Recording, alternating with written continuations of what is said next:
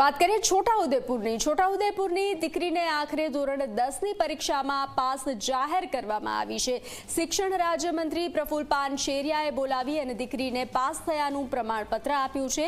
ગુજરાત બોર્ડનું ધોરણ 10 અને ધોરણ 12નું પરિણામ તાજેતરમાં જ જાહેર થયું છે, ત્યારે છોટાઉદેપુર જિલ્લાની દીકરીને ન જેવી ભૂલના કારણે તે નાપાસ જાહેર કરાતા દીકરી ખૂબ જ નાસીપાસ થઈ હતી અને તેના પરિણામને લઈ અસ્પષ્ટતા સર્જાઈ હતી અને તેનું ભવિષ્ય સંશયમાં હતું। આ સંવેદનશીલ બાબત મુખ્યમંત્રી ભૂપેન્દ્ર પટેલના ધ્યાને આવતા માનવીય દ્રષ્ટિકોણની સમીક્ષા સાથેના અભિગમથી તેમણે શિક્ષણ રાજ્યમંત્રી પ્રફુલ પાનશેરિયાને યોગ્ય તપાસ કરી દીકરીને સંપૂર્ણ પારદર્શિતાથી ન્યાય અપાવવા સૂચના આપી હતી। છોટાઉદેપુર જિલ્લાની નસવાડી વિસ્તારની દીકરી પરમાર અંશિકાબેનને ગેરસમજણના કારણે પોતાના બેઠક નંબરના બદલે અન્ય બેઠક નંબર પરથી સંપૂર્ણ પરીક્ષા આપી હતી, જેના કારણે પરિણામ જાહેર થતાં તેને ગેરહાજર જાહેર કરવામાં આવી હતી। નાપાસ કરતા જાણવા મળ્યું કે આ વિદ્યાર્થીની તેના બેઠક નંબર 73ના બદલે 71માં સંપૂર્ણ પરીક્ષા આપી હતી। વિદ્યાર્થીનીના તમામ પેપરની ચકાસણી કર્યા બાદ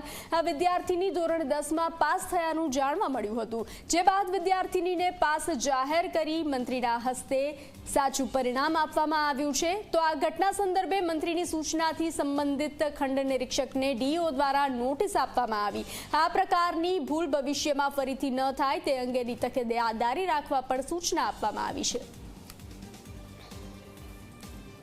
ત્યારે પણ આ એક દીકરો કે દીકરી અમારા માટે મહામૂલું છે। આ ધન કહીએ કે માનવતા કહીએ, આ બધું અમારા માટે ખૂબ કિંમતી છે।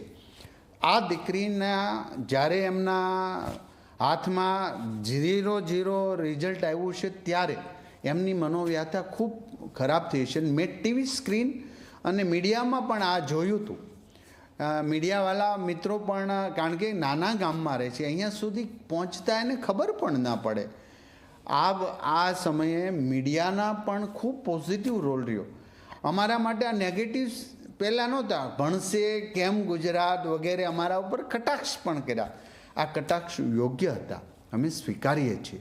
આ ક્ષતિ અમારા એક અધિકારીએ પણ કરેલી હતી, એમને પણ શોકોઝ નોટિસ આપી છે અને હું કોઈના ઉપર ઢોળવા નથી માંગતો।